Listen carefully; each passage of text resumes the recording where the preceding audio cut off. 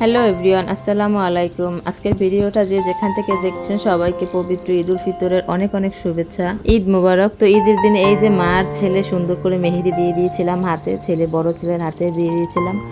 তো সেটাই ভিডিও করছিলাম, তো সেটা দেখে আবার দৌড়ে ছোট ছেলে চলে আসছে।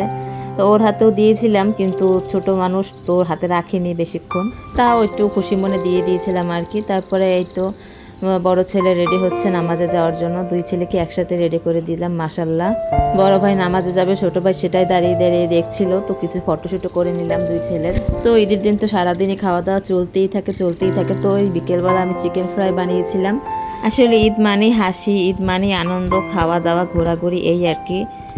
বছরে দুটি ঈদই মুসলিম জাতির জন্য অনেক আনন্দের একটি সময়। সবাই আপনজন পরিজন কিনে আনন্দ হাসি খুশিতে দিন দুটি উদযাপন করে। ঈদ মানেই সালামি আদান প্রদান, এজন্য এক অসাধারণ প্রক্রিয়া যা আনন্দকে আরও বাড়িয়ে তোলে হাজার গুণ। তবে ঈদ এক একজনের কাছে এক এক রকম আনন্দ নিয়ে আসে। আমরা সবাই নতুন রূপে সাজবো, এই আনন্দে মেতে উঠি, কে কেমন ড্রেস কিনবো এসব কল্পনা করি জল্পনা করি, শেষ নেই।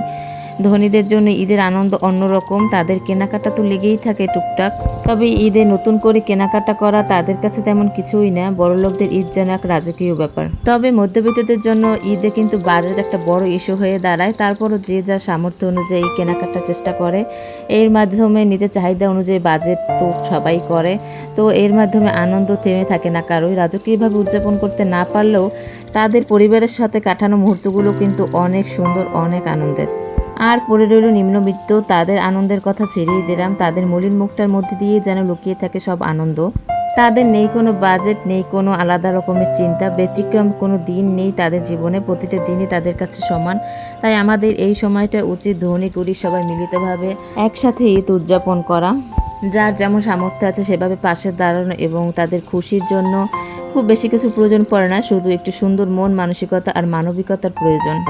আমার ঈদের খুশি না হয় কাউকে একটু ভাগ করে দিলাম, এই মানসিকতা ঈদের আনন্দকে আরও যেন কয়েক গুণ বাড়িয়ে দেয়। এতে করে হয় কি, আপনার ঈদটা যেমন সুন্দর হলো, সাথে সাথে উপহার হিসেবে পেয়ে গেলেন ভালো কাজ করার কিছু সুপারিশ আল্লাহর কাছে, যা নিজেকে দিতে পারবেন। সবাইকে ঈদ মোবারক, ঈদের অনেক অনেক শুভেচ্ছা ও অভিনন্দন। সবার জীবনে ঈদ আনন্দ ও বয়ে আনুক। পরিবার প্রিয়জনকে নিয়ে সুন্দর একটা দিন উপভোগ করুন। অনেক শুভকামনা রইল। তো কথা বলতে বলতে দেখুন আমার চিকেন ফ্রাই একদম ready. Chicken fry first batch ভাজা শেষ, এবার আমি সেকেন্ড ব্যাচ ভাজতে দিয়ে দেবো। অল্প আছে, এগুলো ভাজতে হবে। এই তো এগুলো নিয়ে বিকেলের নাস্তা আর কি।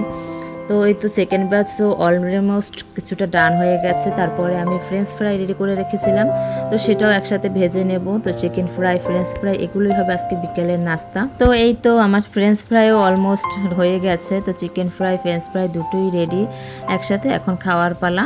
তো আবারও সবাইকে জানাই ঈদ মোবারক। সবাই ভালো থাকুন, সুস্থ থাকুন, ঈদ সুন্দর করে কাটুক এই কামনাই করি, এবং স্মৃতিস ডায়েরির পাশেই থাকুন। দেখা হবে নেক্সট কোনো ভিডিওতে।